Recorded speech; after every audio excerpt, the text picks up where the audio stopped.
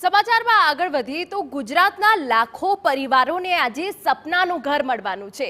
વડાપ્રધાન નરેન્દ્ર મોદી 1,31,000થી વધુ આવાસોનું લોકાર્પણ અને ખાતમુહૂર્ત કરવાના છે।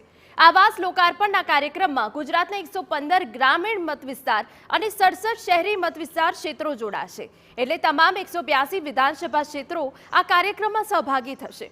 વડાપ્રધાન મોદી યોજનાના લાભાર્થીઓ સાથે વિડીયો કોન્ફરન્સથી સંવાદ કરશે।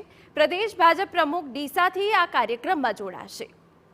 મુખ્યપ્રધાન ભૂપેન્દ્ર પટેલ અંબાજી ખાતે ઉપસ્થિત રહીને આવાસ લોકાર્પણના કાર્યક્રમમાં જોડાશે।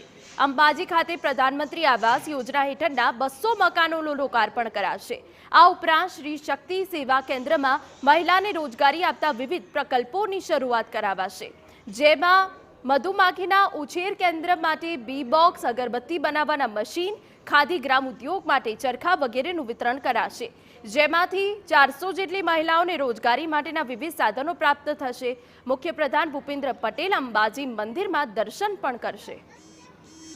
અહીંયા નારી સશક્તિકરણ માટેનું એક આખો સ્ટ્રક્ચર ઊભો કરવામાં આવ્યો છે, જેમાં અહીંયાની કરીબ 450 જેવી આદિવાસી બહેનોને રોજગાર આપવા માટે દોના બનાવવાનો આખો એક સ્ટ્રક્ચર છે। પછી અગરબત્તી માટેનું છે, માટી કામ માટેનું છે, ચરખા ઉપર સૂત કાપવાનું છે, અને એની સાથે સાથે એમને સીવણનો અને હાથકામનો પણ અમે લોકો પ્રશિક્ષણ શિબિર અહીંયા ચાલુ કરવા જઈ રહ્યા છીએ। એનાથી આ વિસ્તારની જે આદિવાસી બહેનો છે એને ઘણું બધું લાભ મળવાનું છે।